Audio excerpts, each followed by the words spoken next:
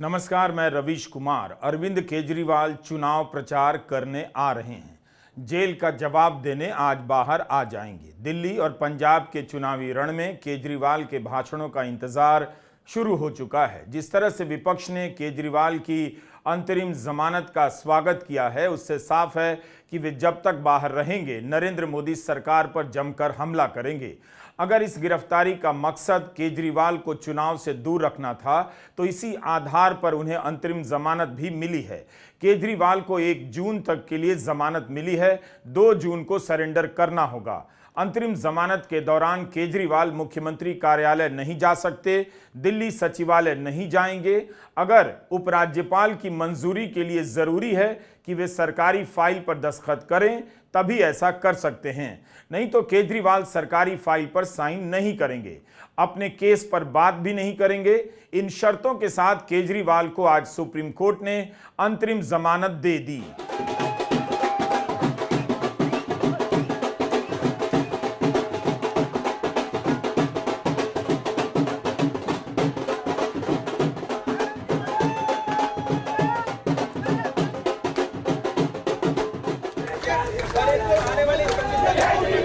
आप ये लड्डू क्यों खिला रहे हो?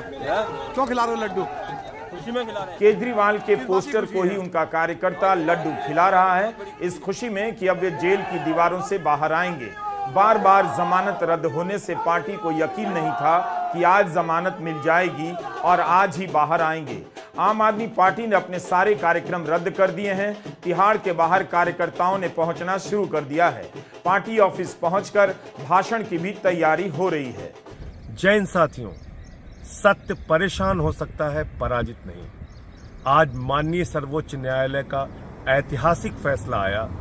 चुनाव के प्रचार के लिए अंतरिम जमानत की राहत अरविंद केजरीवाल को देना एक बहुत ही स्वागत योग्य फैसला है। हम सब लोग इसका स्वागत करते हैं और अब पूरे देश में एक सकारात्मक वातावरण बनेगा। जो अन्याय, अत्याचार और तानाशाही है देश के प्रधानमंत्री और भारतीय जनता पार्टी की, उसका अंत होगा। अब देश केजरीवाल का कमाल देखेगा। कोर्ट की टिप्पणियों से केजरीवाल की गिरफ्तारी के पीछे की राजनीति का भी पर्दा उठता है। जस्टिस संजीव खन्ना ने कहा कि ईडी ने ECIR यानी FIR अगस्त 2022 में दर्ज की। 1.5 साल तक केजरीवाल वहीं रहे। गिरफ्तारी पहले या बाद में भी हो सकती थी। 21 दिन इधर या उधर होने से कोई फर्क नहीं पड़ेगा। कोर्ट ने कहा कि 26 नवंबर 2022 को अभियोजन पक्ष की पहली शिकायत दर्ज हुई। उसके बाद ईडी ने 4 पूरक शिकायतें दायर की। CBI ने एक चार्जशीट फाइल की और 2 पूरक चार्जशीट भी। केजरीवाल की गिरफ्तारी में बहुत देरी हुई है। यही वो सवाल था जिसका जवाब ईडी से देते नहीं बना। कोर्ट ने कहा कि केजरीवाल मार्च महीने में गिरफ्तार हुए। उनकी गिरफ्तारी बहुत पहले या बाद में भी हो सकती थी। ईडी को खूब मौका दिया कोर्ट ने कि बताइए इसी वक्त क्यों गिरफ्तार किया गया। ईडी का जवाब कभी आसमान में जाता था, कभी पाताल में। सुनवाई के दौरान भी जस्टिस खन्ना और जस्टिस दत्ता की बेंच बार बार यही सवाल करती रही कि इसी वक्त क्यों गिरफ्तारी हुई है। जब ईडी की ओर से वकील SV राजू ने मांग की कि केजरीवाल इस केस के बारे में कुछ नहीं कहें, तब इस पर भी जस्टिस खन्ना ने कहा कि संजय सिंह के मामले से तुलना मत कीजिए। आप जानते हैं कि संजय सिंह को शर्तों के साथ जमानत मिली है, वे अपने केस की बात नहीं कर सकते। लेकिन जब अंतरिम आदेश आया तो उसमें साफ साफ लिखा है कि केजरीवाल भी संजय सिंह की तरह अपने केस पर बात नहीं कर पाएंगे। अरविंद केजरीवाल जी प्रचार के लिए पूरे देश में जा सकते हैं, कहीं पर भी किसी भी अपनी पार्टी या इंडिया अलायंस के किसी भी हिस्से में जाकर प्रचार करने की उनको छूट दे दी गई। भारत के महान्याय अभिकर्ता यानी सॉलिसिटर जनरल तुषार मेहता ने कहा कि मुझे ऐसी कोई मिसाल नहीं मिली जब किसी व्यक्ति को कैंपेन करने के लिए रिहा किया गया हो। इस पर जस्टिस खन्ना ने कहा कि इसे इतना सिंपल मत बनाइए। कोर्ट ने कहा कि अरविंद केजरीवाल दिल्ली के मुख्यमंत्री हैं, एक राष्ट्रीय पार्टी के नेता हैं। इसमें शक नहीं कि उन पर गंभीर आरोप लगाए गए हैं, लेकिन अभी दोष साबित नहीं हुआ है। उनका कोई आपराधिक रिकॉर्ड नहीं है, वे समाज के लिए खतरा नहीं है।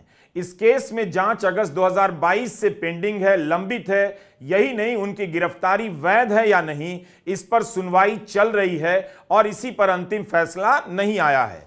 इतने दिनों से सुनीता केजरीवाल ने प्रचार करना सीख लिया, मगर एकदम से अचानक इस जिम्मेदारी को संभालना उनके लिए आसान नहीं रहा होगा। पार्टी का प्रमुख ही जेल में हो तो चुनाव के समय पार्टियां बिखर जाती हैं। ईडी इसी बात पर विरोध करती रही कि क्या किसी दुकानदार को जमानत दी जा सकती है कि उसे किराने की दुकान चलानी है, क्या किसी किसान को जमानत दी जा सकती है कि उसे बीज की रोपाई करनी है। सुप्रीम कोर्ट ने कहा कि केजरीवाल की गिरफ्तारी की तुलना इन बातों से नहीं की जा सकती। किसान को बीज रोपने के लिए जमानत दी जा सकती है या किसी को बिजनेस चलाने के लिए, यह बातें अलग हैं। अंतरिम बेल और रिहाई के सवाल पर विचार करते हुए कोर्ट संबंधित व्यक्ति से जुड़ी स्थितियों पर भी विचार करता है। उन सभी को अनदेखा करना गलत होगा। केजरीवाल एक राजनेता हैं, इस बात को अनदेखा करना नैतिक रूप से गलत होगा। दिल्ली हाईकोर्ट ने चुनाव में प्रचार करने की दलील खारिज कर दी थी, जबकि उसी के आसपास केरल हाईकोर्ट ने केरला के पूर्व वित्त मंत्री थॉमस आइजैक के मामले में ईडी के समन पर रोक लगा दी, यह कहते हुए कि चुनाव इस वक्त ज्यादा जरूरी है। मगर दिल्ली हाईकोर्ट में यही दलील नहीं चल पाई। ये पीएमएलए जैसे मामले में, जिसमें केंद्र की पूरी सरकार, उनकी पूरी आर्टिलरी, पूरी मशीनरी एक मुख्यमंत्री को जेल में रखना चाह रही थी, और ऐसे मामलों में जहां पे महीनों महीनों बिना सबूतों के लोगों को जेल में रखा गया, उनकी इंटरिम बेल 40 दिन में होना, मुझे लगता है कि कोई चमत्कार से बड़ा ही कुछ है। और ये सुप्रीम कोर्ट के माध्यम से, मेरा मानना है, ऊपर वाले का एक इशारा है, ऊपर ईश्वर का इशारा है कि जो भारत में चल रहा है उसमें बदलाव आना जरूरी है। और मेरा मन कहता है कि ये अपने भक्त अरविंद केजरीवाल जी के लिए बजरंग बली हनुमान जी का आशीर्वाद है कि एक चमत्कार की तरह आज वो जेल से बाहर आएंगे। और मुझे लगता है कि इसका बड़ा मकसद है, ये कोई साधारण बात नहीं है, ये बहुत असाधारण बात है जो हो रही है।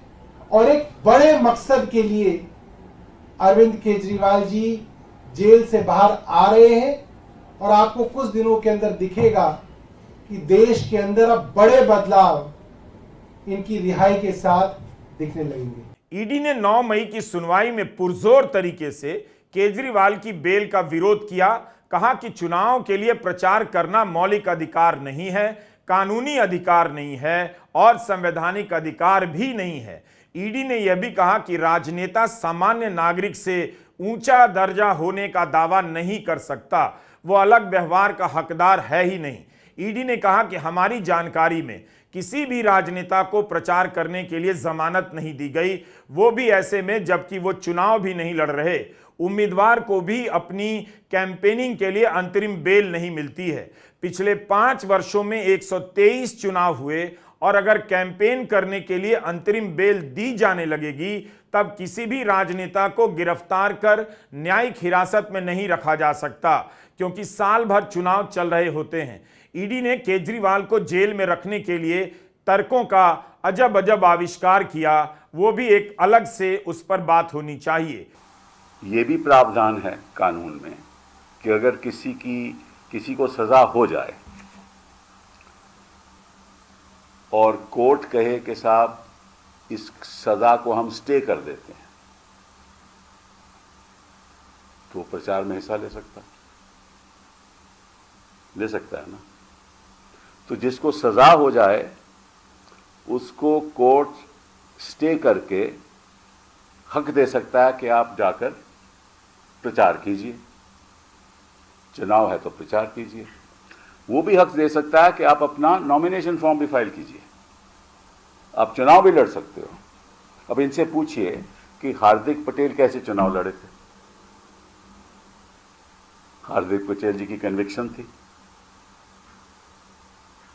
हाई कोर्ट ने स्टे नहीं दिया, हार्दिक जी सुप्रीम कोर्ट आए, सुप्रीम कोर्ट ने स्टे दे दिया, हार्दिक जी चुनाव लड़े, हार्दिक जी बीजेपी में शामिल हो गए। तो जिसके खिलाफ सबूत है, जिसके खिलाफ सजा है, उसको तो हक है अगर कोर्ट स्टे दे दे, और जिसके खिलाफ केवल आरोप है उसको स्टे नहीं मिल सकती, क्योंकि चुनाव में हिस्सा लेना एक कानूनी हक है, संवैधानिक हक नहीं। तो ये किस किस्म की राजनीति हो रही है और किस किस्म की राजनीति ईडी कर रही है कि जिसके खिलाफ सबूत नहीं, आपको उसको अंदर रखे हुए हो, और इस वक्त आपने गिरफ्तार किया जब चुनाव आ रहा था, चुनाव में हिस्सा नहीं ले सकते। वो एक अपनी पार्टी के लीडर हैं, दिल्ली के चीफ मिनिस्टर हैं। तो ये छोड़िए, सब इन पदों को छोड़िए, लीडरशिप को छोड़िए, चीफ मिनिस्टर हैं वो भी छोड़िए, इस देश के नागरिक तो हैं ना। और मालूम सुप्रीम कोर्ट ने क्या कहा है कि फेयर एंड फ्री इलेक्शन, मतलब कि निष्पक्ष चुनाव basic structure of the constitution, मतलब कि संविधान का बेसिक स्ट्रक्चर है। अब मैं आपसे पूछना चाहता हूं कि कल को चार्जशीट में कुछ ना निकला तो क्या ये वक्त वापस आ सकता है?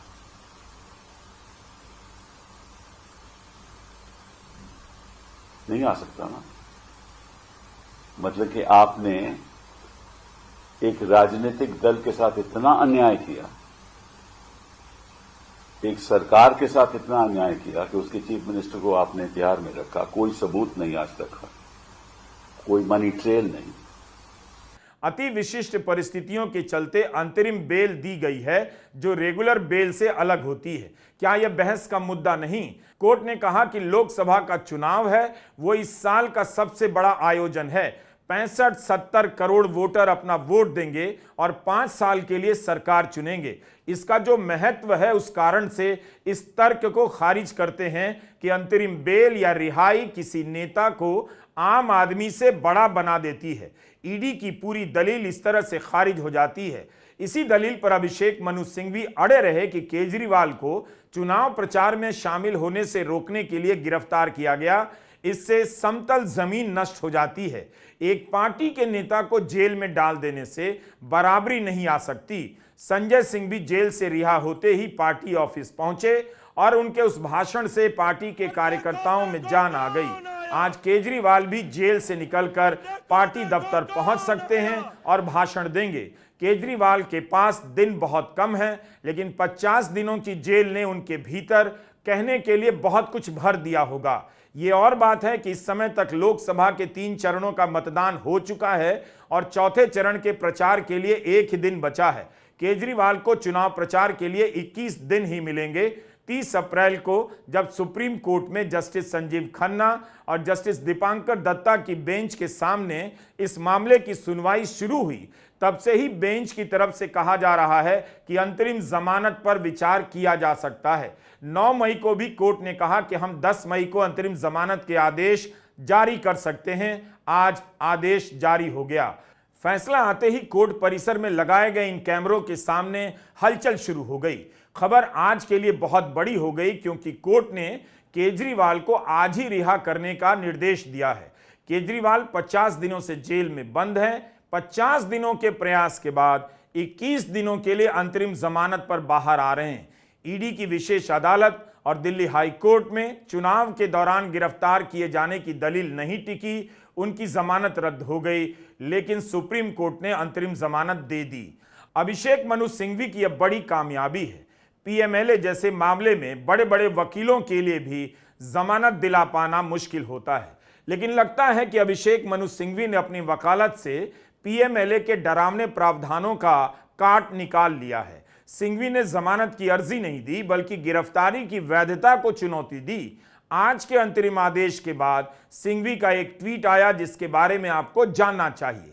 अभिषेक मनु सिंघवी लिखते हैं कि केजरीवाल के आदेश के बाद मीडिया से अर्जी आ रही है कि बात करूं, लेकिन जब से मैं प्रवक्ता बना हूं कभी भी मैंने कोर्ट और प्रवक्ता के काम में मिलावट नहीं की। जिस केस में मैं बहस करता हूं, जब तक सुनवाई चल रही होती है उसे लेकर बाहर राजनीतिक रूप से बयान नहीं देता, इसलिए मीडिया से क्षमा चाहता हूं। जब फैसला आ जाएगा तब इसके व्यापक परिप्रेक्ष्य पर बात करूंगा।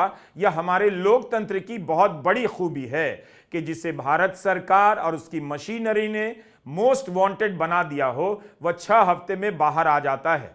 हमें लड़ना होगा और उम्मीद नहीं छोड़नी होगी।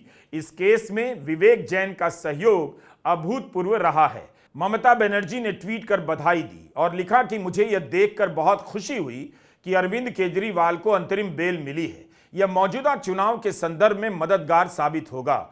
अखिलेश यादव ने ट्वीट कर लिखा है कि दिल्ली के लोकप्रिय मुख्यमंत्री श्री अरविंद केजरीवाल जी की जमानत सत्य की एक और जीत है। इंडिया गठबंधन की शक्ति और एकजुटता भाजपा के दुख दर्द देने वाले राज से भारत की जनता को मुक्ति दिलवाने जा रही है।